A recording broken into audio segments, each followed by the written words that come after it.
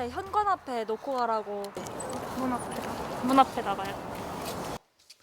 코로나19로 증가한 택배 물량과 비대면 배송까지 늘면서 이를 이용한 택배 관련 사건, 사고가 끊이지 않고 있습니다.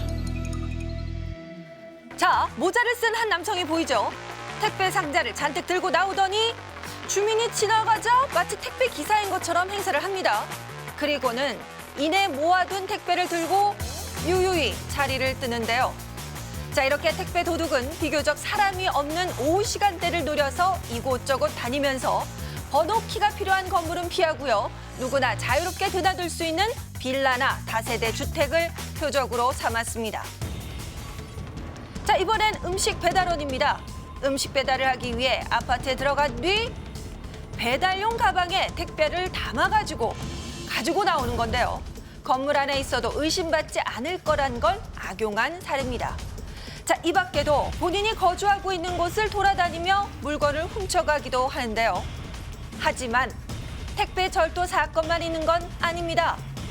문 앞에 놓인 택배 상자를 이렇게 뜯어서 내용물을 파손한 사건도 있는데요.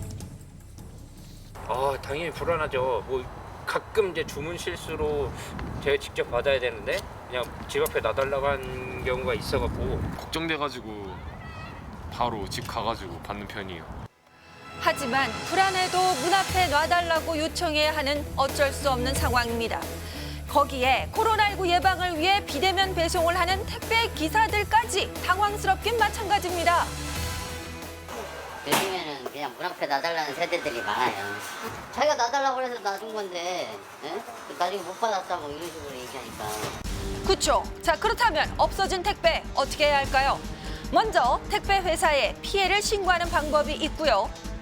또 공정거래위원회에서 운영하는 1372 소비자 상담센터를 이용하면 됩니다.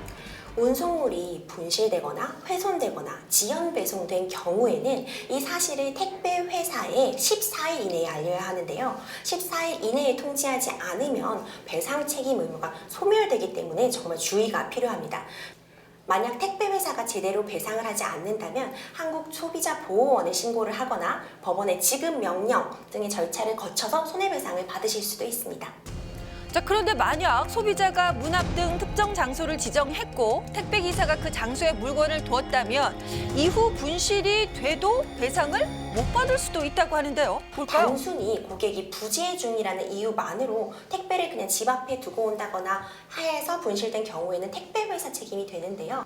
하지만 만약 반대로 문 밖에 놓아주세요 라고 고객과 택배 기사님이 합의가 된 상태라면 이때는 문 밖에 놓았을 때 분실이 되더라도 택배 회사는 책임을 지지 않습니다.